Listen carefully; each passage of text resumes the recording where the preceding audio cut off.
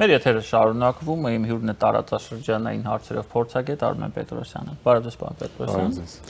Այսօր արդեն Իրանի արտգործնախարար Աբբաս Արաղչին հայտարարել է, որ Իրանը եւ ԱՄՆ ուրբաթ Շվեյցարիայում կսկսեն բանակցությունների նոր փուլ ժամանակավոր համաձայնագրի պաշտոնական մեկնարկից հետո վերջնական համաձայնագրի հասնելու նպատակով։ Ըստ ձեզ, որքանով է այս հավանականությունը, այս համաձայնագրի կյանքի կոչվելու բարձր, փորձեն գնահատել, ինչ խանգարող գործոններ կան, ինչ նպաստող գործոններ կան, ինչի համար է այս համաձայնագիրը առաջին հերթին պետք Ամերիկայի Միացյալ Նահանգներն ու Իրանի հետ ամեն ինչ բարձ է, այն ինչ ես կարդացել, որևէ հարց չի առաջանում։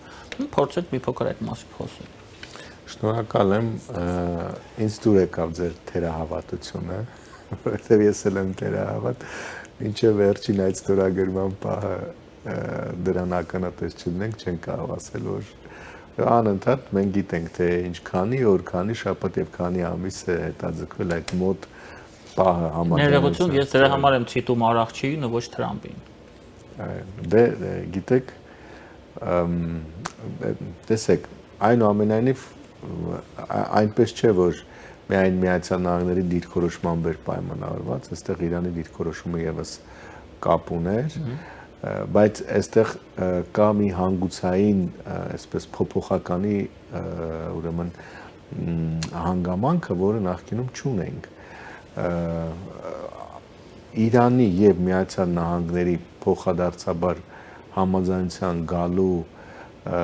պատրաստակամությունը եւ ցանկությունը շատ ավելի մեծ է եւ շատ ավելի ազդեցիկ է, քան դրա վրա հնարավոր ազդեցիկ գործոնները։ Իսկ ամենամեծ բացասական ազդեցիկ գործոնը այս համաձայնության վրա բնականաբար եղել է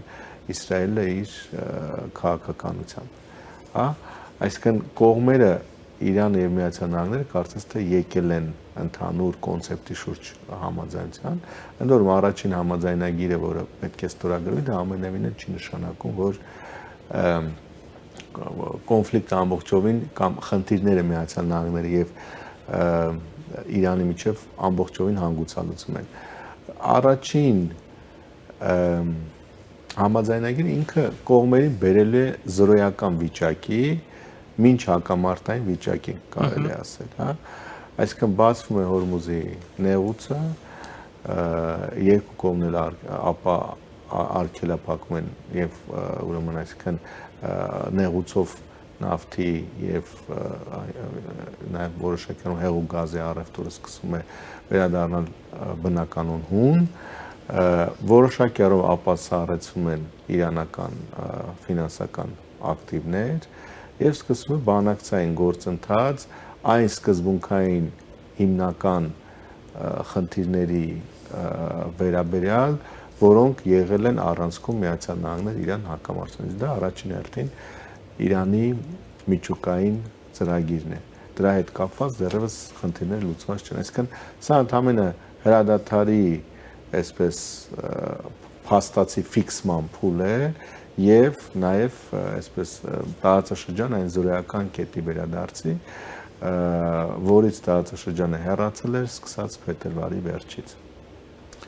Արաղչին հայտարարել է, զգուշացրել է, որ Իսրայելի կողմից Լիբանանի վրա ցանկացած հարձակում կամ Լիբանանի տարածքում շարունակական իսրայելական ներկայություն կհամարվի Միացյալ Նահանգների հետ ժամանակավոր համաձայնագրի խախտում։ Իսրայելն էլ հայտարարում է, որ ինքը դուրս չի գալու այդ տարածքներից։ Նեթանյահուն ես դրա համար էլ ասում եմ, որ շատ մեծ է հավանականությունը, որ գործարքը գոնե երկրորդ փուլը դրա չկայանա։ Իսրայելն ամեն ինչ, հիմա էլ ամեն ինչ անում։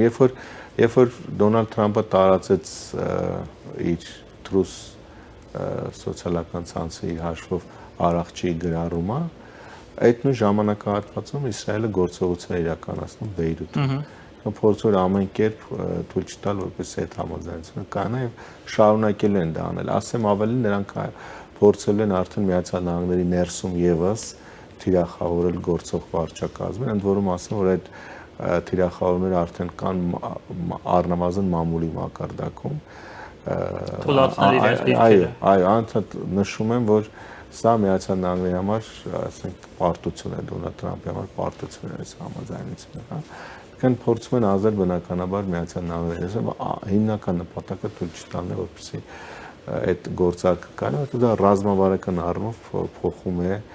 իրավիճակը տարածաշրջանում, այսինքն անվտանգային իրավիճակը Իրանի շուրջ բնականաբար էականորեն բարելավում է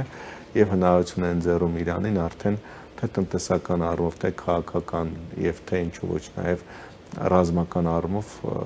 դուրս գալ այդ կոնֆլիկտի, հատկապես Միացյալ Նահանգների կոնֆլիկտի միջավայրից եւ ռեսուրսներն օգտագործել արդեն երկրի ներսում եւ տարածաշրջանում կրկին իր դիրքերը ամրապնդելուն վերականգնելուն։ Իսկ Իսրայելի տրամաբանությունը հակառակն էր այս կոնֆլիկտի ազդեցությամբ եւ շարունակվող ուրեմն տնտեսական պատժամիջոցների եւ նաեւ տնտեսական նոր սահմանափակումների, որտեղ եթե մինչեւ օրինակ վերջին պատերազմը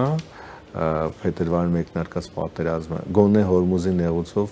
Իրանը կարողանում էր նավթը վաճառել,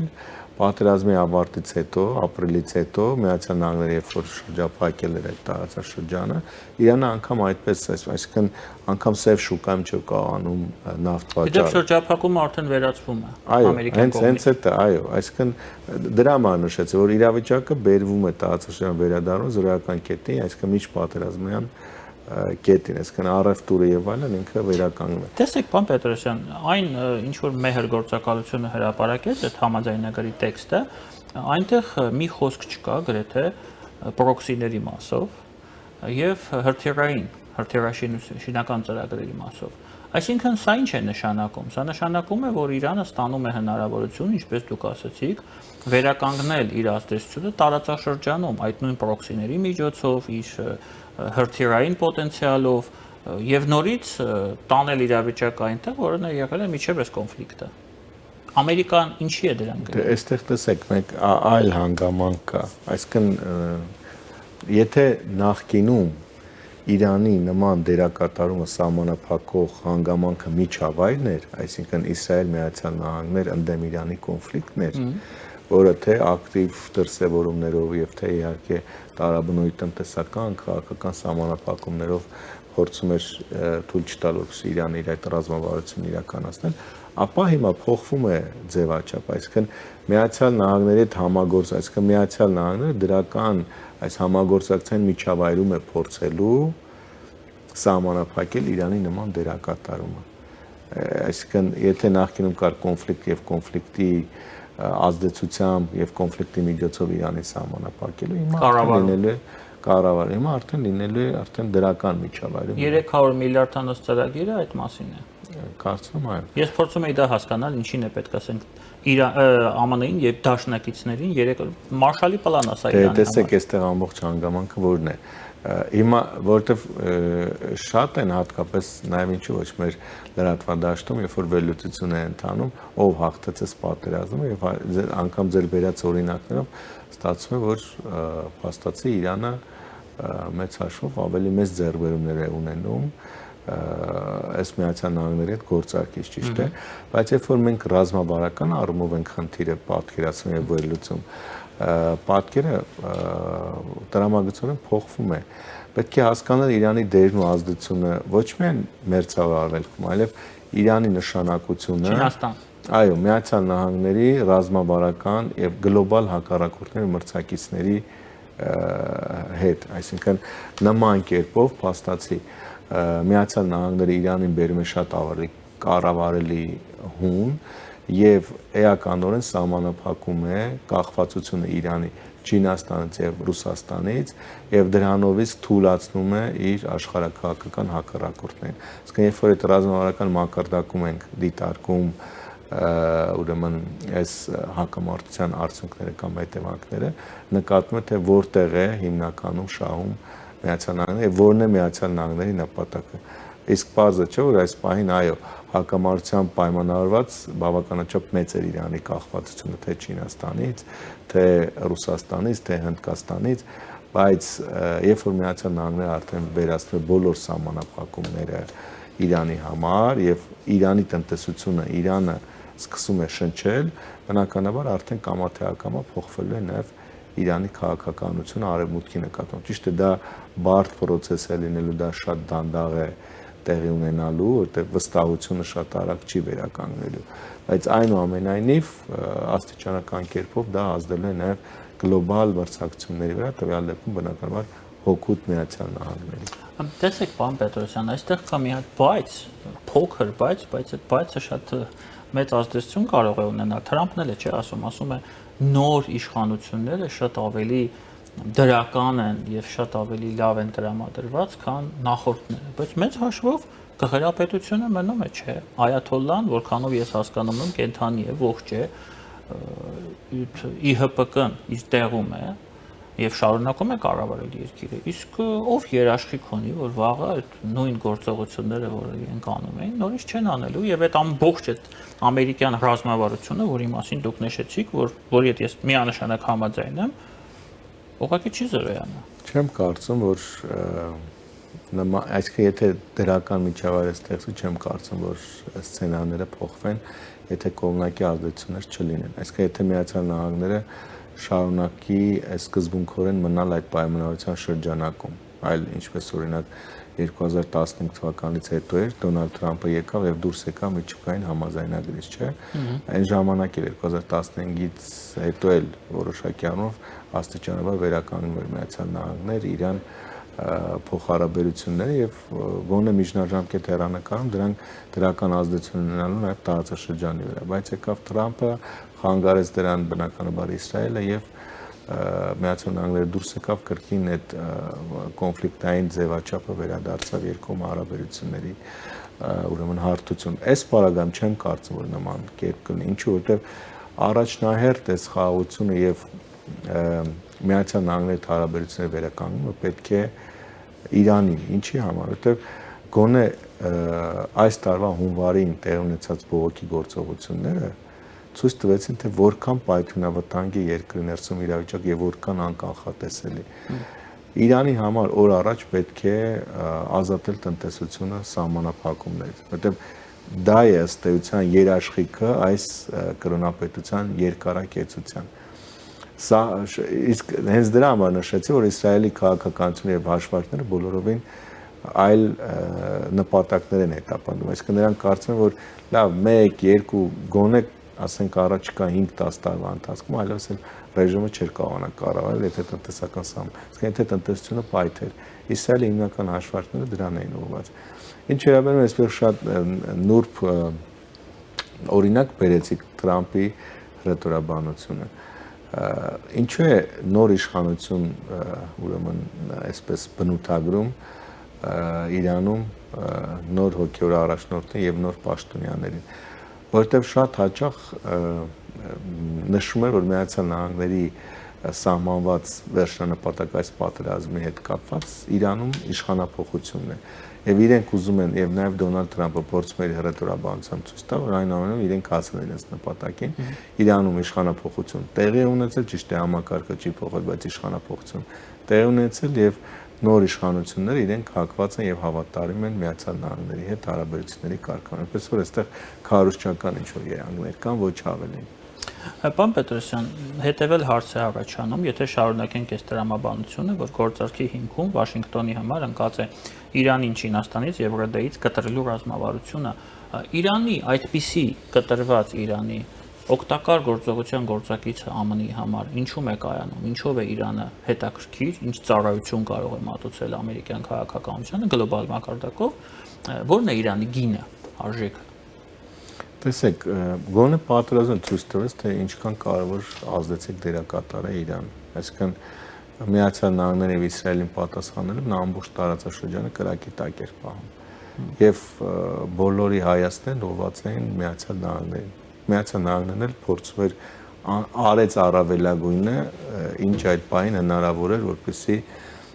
իր դաշնակիցներին պաշտպանի, այսինքն հատկապես ռազմական առումով։ Այս պատերազմը ցույց տվեց, թե որքան խոցել է ամբողջ տարածաշրջանը, եթե ենթադրենք այստեղ ստեղծվի առաջանա տարածաշրջանային պատերազմի հնարավորություն եւ անգամ գերտերությունը Միացյալ Նահանգների պես ինքը չի կարողանա ամբողջովին կառավարել իրավիճակը, որի ականատեսն եղանք ըստ էության։ Հիմա այո, ձևավորվել էր համակարգ, չեմ ասում, որ սրանից ավելի լավ համակարգ կար, չկար, բայց այս աշխատած ձևավորված համակարգը թույլ տվեց, որ ինքը լիարժեք չի գործի, եթե տարածաշրջանային պատերազմը տեղ ունի։ Այսինքն սրանով տարածաշրջանի մակարդակում իրանական կողմը իր ռազմական ներուժը ցույց տալով ցույց տվեց, թե որքան կարևոր դերակատար է եւ պատկերացրեք մերձավոր արևելքում Իրանի հետ լավ հարաբերություններ ունեցող երկիր, ինչպեսի մեծ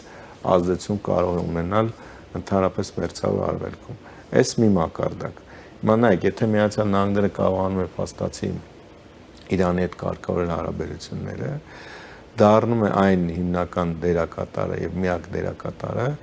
որ այս տարածաշրջանում բոլոր առանցքային դերակատարների հետ ունենում է կարևոր եւ ռազմավարական առումով հարաբերություններ, թե Թուրքիայի հետ, թե Իսրայելի հետ, թե արաբական երկրների հետ, կարևոր երկրների եւ թե իհարկե Իրանի հետ։ Ընդ որում նաեւ կախվածություններն են Միացյալ Նահանգներից մեծ բոլոր խաղացողներից։ Չինաստանի պարագայում, օրինակ Չինաստանը հիմնականում օգտագործում էր Իրանի ուրեմն նման կարգավիճակը, այսինքն տարածաշրջանում եւ ընդհանրապես տնտեսական առումով, քաղաքական առումով, գլոբալ առումով նաեւ սահմանափակ վիճակը հիմնականում Իրանից տնտեսական օգուտներ քաղելու, այսինքն Իրանը շատ էժան գնով էներգակիրների մատակարար էր Չինաստանի համար, ներմուծող էր եւ Չինաստանի եզակի երկրներից էր ուրեմն աշխարհում, որը կարողանում էր Իրանի համար այդ անհրաժեշտ թե պարենամտել կլինի, թե նաեւ իհարկե տնտեսական եւ այլ ապրանքախմբեր կարողանում էր ապահովել Իրանին։ Եվ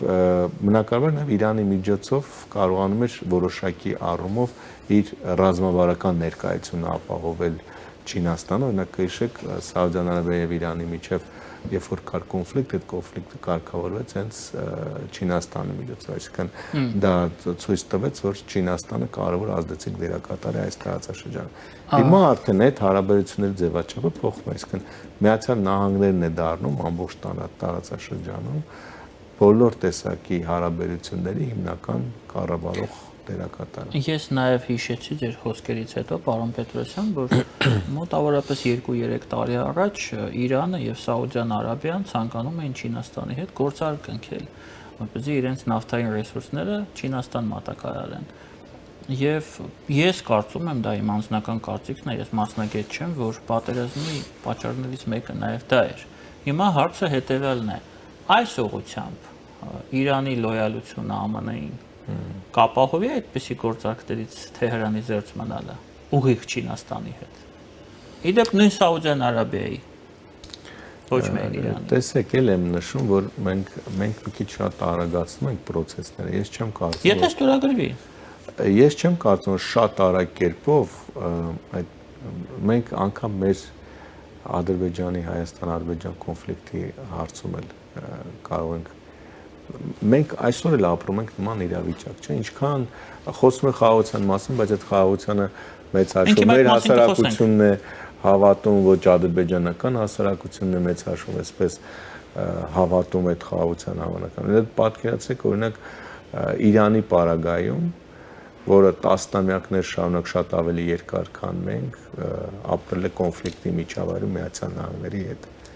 Նույնը արաբական երկրների հետ, որ մշտապես այսպես մրցակցան եւ հակամարտային հարաբերություն։ Այսինքն process-ները իրենք արագ չեն ընթանալու եւ չեմ էլ կարծում, որ օրինակ Իրանը շատ արագ կերպով օրինակ փորձելու է հրաժարվել։ Իրանին էլ է պետք լինելու այս դիվերսիֆիկացում, այսինքն այս պահին Միացյալ Նահանգների հարաբերությունների կարգավորումը Իրանի համար շատ ավելի անհրաժեշտ է լինելու ոչ միայն տնտեսական սահմանափակումների վերացման տեսանկյունից, կոնֆլիկտային միջավայրի վերացման տեսանկյունից, այլ նաև նախկին եղած կախվածությունները դիվերսիֆիկացնելու տեսանկյունից։ Դա ես կարծում եմ այստեղ երկու կարծիք չի կարող լինել, ես համամիտ եմ դες հետ։ Ես հենց դրա համար եմ ասում, ԱՄՆ-ի համար այդ դրա գինը ինչու՞մ է, դա կարևոր հարց է։ Իրենք պետք է գին ստանան, չէ՞, դրա դիմաց։ Ձեր ասած ռազմավարական, հեռանկարի մասին ենք խոսում։ Դե այլևս հասկանում եմ, որ արագ չի լինելու։ Այլևս Իրանը չի ապակայունացնելու մերձավոր արևելքը։ Միացյալ Նահանգները իր այս արդեն դրական միջավայրում է փորձելու կառավարել մերձավոր արևելքը։ Եվ ամբողջ տարածաշրջանում այս միջավայրի երաշխավորը դառնալու է Միացյալ Նահանգները, որտեղ եթե այն ժամանակ կար մինչ այս կարգավորման ուրեմն ակնկալիքները կար նաև Չինաստան եւ Ռուսաստան օրինակ, որոնք խաղում են այս կոնֆլիկտի վրա եւ փորձում էին ուրեմն Իրանի վրա իրենց այս տնտեսական առումով, քաղաքական առումով, միջազգային ատյաններում Իրանին աջակցելու առումով իրենց այս աջակցությունը վաճառել եւ Իրանին կախվածության տակ պահել։ Հիմա փոխվում է այս իրավիճակը։ Ես ես հասկացա, այսինքն այն ինչ Վաշինգտոնին չի ստացվել անել պատերազմի միջոցով, այո, դա արվում է, այո, այսինքն Իրանը կարողացավ ստանալ Միացյալ Նահանգների հակամարտության միջոցով կարողացավ ստանալ առավելագույնը, դե ավել բան չկարողացան։ Ստիպեց Իրանին, որ Իրանը գնա այդ գործակցին։ Այո, հիմա էլ արդեն փորձում է խաղաղության եղանակով։ Օրինակ կներեք, մի կարևոր տարբերություն ասեմ, որ ավելի ընկալելի լինի։ Հիմա 2015 թվականի գործարքից նոր գործարքը ինչով է տարբերվում։ Ես ձեզ կարող եմ առնվազն շատ կարևոր մի քանի ռազմավարական։ Դե 15-ը միայն միջուկայինն էր։ Ոչ միայն։ Ինչ կարանդված։ Հիմա ձեզ ասեմ, 15-ից անցյալ 10 տարիների ընթացքում բովանդակային շատ կարևոր փոփոխություններ են տեղի ունեցել։ Այսինքն Իրանի ազդեցությունը այլևս չկա Սիրիայում։ Լիբանանում Հիզբալլահը զգալիորեն թուլացել է։ Գազայի հատվածը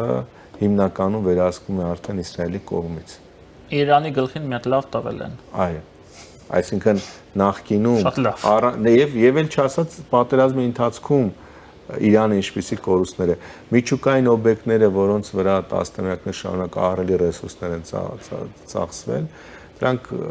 դեռևս չափումներ չկան, բայց էականորեն տուժել են։ Ռազմական ներուժը սպանված ոչնչացված էլիտաներ դերակատարում են։ Հիմա տեսեք, չկա։ Ովքեր են սպանվել, ասենք իրանական պետության հիմքում կանգնած, ասենք այսինքն տարբերությունը ահռելի է, դա չի կարելի առանց այս չափումների, այս հակամարտության վերաբերյալ ներկայում։ Պարոն Պետրոսյան, եւ վերջի հարցը արդեն կապված Հայաստանի հետ, այն որ Հարավային Կովկասը մեծ ռազմավարության շրջանակներում մեծ մերձավոր արևելքի մասը դա անկասկած է, այն որ մեր Հարավային Կովկասը Հայաստանը առնվազն ավելի փոքր ռազմավարության շրջանակներում հաղորդակի ծանոթ է մերձավոր արևելքի հետ, դա էլ է անկասկած։ Հիմա հարցը այսպեսինն է. այս իրավիճակը եթե պատերազմը դադարում է այս պայմաններով, Հայաստանին ձեռնտու է, սա միանշանակ է։ Երկու կարծիք չի կարող։ Հիմա հարցը հետևյալն է. Թրիպի վրա ինչպես դա կանդրադառնա, եթե փոփոխություններ են լինելու Իրանի ներսում։ Մենք գիտենք, որ Փառք Աստծո ոչ մի հարվածներ չեղան, չխանգարեցին, ու այնտեղ ոչ մի բան չկար, որ հարվածային, բայց այնուամենայնիվ Իրանը, Թեհրանը հայտարարությունների մակարդակով անդադ սաստում էր, որ մենք դեմ ենք, մեր շահերը եւ այլն եւ հիմա ինչպես ինկլինի քաղաքականությունը եւ հայ-ադրբեջանական կարգավորման վրա ինչպես սա կարող է անդրադառնալ։ Մենք ֆիքսեցինք արդեն, ես ամենայն դեպս ֆիքսեցի, չգիտեմ կհամաձայնեք եք թե ոչ, որ այս պատերազմը հայ-ադրբեջանական կարգավորման վրա բացասական է անդրադարձել, առնվազն տեմպերի մասով։ Հիմա ինչպես կանրադառնա, եթե սա շարունակական լինի։ Կարծում այս պատերազմը կիսուն ձեր կարծիքով տեմպերի առումով բացասական էր ազդել, բայց այս պատերազմը նաև էականորեն բարձրացել էր Հայաստան-Ադրբեջան կարգավորման արժեքը, ընդ որում երկու երկրների համար էլ, որտեղ պատերազմը ցույց տվեց, թե նույն Ադրբեջանը որքան խոցելի է, եթե տարածաշրջանային մեծ պատերազմ։ Եվ որքան անպաշտպան է։ Եվ որքան անպաշտպան է։ Այսինքն մենք նախկինում այլ գուցե թե նաև ծայրահեղական կանխատեսումներ ենք ունեցել, բայց այդ կանխատեսումները իրավունք ունեն ուրեմն գոյություն ունենալու, որ եթե լինի տարածաշրջանային պատերազմ, ապա Ադրբեջանը անպայման կհարձակվի Հայաստանի վրա։ Բայց մենք հասկացանք, որ տարածաշրջանային պատերազմի պարագայում Ադրբեջանը ինքը զգալիորեն ուրեմն խոցելի է դառնում։ Իսկ սա պայմանավորված էր հատկապես նրանով, որ Իրանի հնարավորությունները այնուամենայնիվ լիարժեք չեն գնահատվել։ Իսկ սա շատ կարևոր հանգամանք է, որտեղ երբ որ իրանական կողմից Նախիջևանի ուղղությամբ հարվածներ տեղ ունեցան, հրթիռային էր, անօդաչուների էր, Ադրբեջանը չստացավ այն ակնկալված աջակցությունը, որը պահանջում էր, այո։ Գիտեք, Իրանից էլ պատասխան չստացավ։ Այո, մեծ հաշվով։ մեծ հաշվով Դրանք չստացավ։ պահանջում էին, չէ՞, որ ամբողջությամբ բացահայտվի։ Այո, բայց կարծես թե մոռացել են։ Ռուսաստանից մինչև վերջ գնացին։ Եվ ստացան։ Այո, իսկ Իրանի պարագայում գուցե հետագայում էլի խոսեն այդ մասին, բայց այս պատերազմը նաև մեր տարածաշրջանում ցույց տվեց մեր այնց անմիջապես հարավային Կովկասի խոցելիությունը։ Եվ բնականաբար սա կրկնում եմ, թե պատերազմը եւ հետ պատերազմյան իրողությունները, եթե դրան գնան այն սցենարով, որը ներկայում նշмарվում է,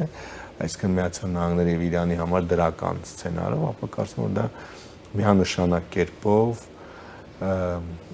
միանշանակ կերպով դրականորեն է ազդելու ինչպես TRIP նախագծի վրա, այնպես էլ Հայաստան-Ադրբեջան հարաբերությունների կարգավորման վրա։ Այստեղ մի կարևոր հանգամանք կա, նայեք, եթե Միացյալ Նահանգներն ու Իրանը գնում են համաձայնության եւ այդ համաձայնությունը աստիճանաբար կարծրանում է, այստեղ հիմնական ապականացնող դերակատարը Իսրայելն էր։ Ապա այստեղ Ադրբեջանի համագործակցությունը Իսրայելի հետ բովանդակային առումով արդեն զգալիորեն նվազեցնում է իր արժեքը, որտեղ Իսրայելն էլ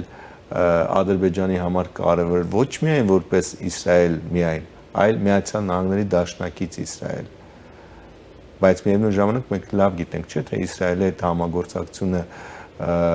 Ադրբեջանի համար ինչպեսի գին էր արժենում։ Դա անընդհատ խոցելի լինել Իրանի կողմից, որ բարբերաբար խնդիրներ Ադրբեջան-Թուրքիա հարաբերություններում եւ այլն եւ այլն։ Այսինքն այս պարագայում վստահաբար Իսրայելի ազդեցությունը թուլանալու է, սա նշանակում է հարավային Կովկասի անվտանգային միջավայրը էականորեն մեծանալու է, բարելավելու է։ Դրան գումարած Միացյալ Նահանգների դերակատարման մեծացումը կանխատեսելի արդեն ոչ միայն մերձավարակում, նաեւ հարավային Կովկասում եւ նաեւ Միացյալ Նահանգների ներգրավվածությամբ հարավային Կովկասում խաղաղության ամրապնդման գործընթաց, սա եւս կանխատեսելի է եւ այս պարագայում արդեն միայն մեկ ուղղությամբ Միացյալ Նահանգների հիմնական մրցակցություն դա Ռուսաստանն է լինելու, բայց որի հնարավորություններն էլ իհարկե էականորեն սահմանափակվել են։ Կրկնում եմ, եթե ամփոփելով նշեմ, Իրան, Միացյալ Նահանգներ այս օրակարգը ինքը դրական ընթացքում ունեն, դա միանշանակ առանց որևէ կասկածի դրականորեն է ազդելու նաև Ադրբեջան-Հայաստան հարաբերությունների կարգավորման վրա։ Հուսանք, շատ շնորհակալ եմ ձեզ, պարոն Պետրոսյան։ Իմ հյուրն էր տարածաշրջանային հարցերով փորձագետ Արմեն Պետրոսյանը, ես Դավիթ Ստեփանյանն եմ, ձեզ հետ եմ մանրամասները, կհանդիպենք։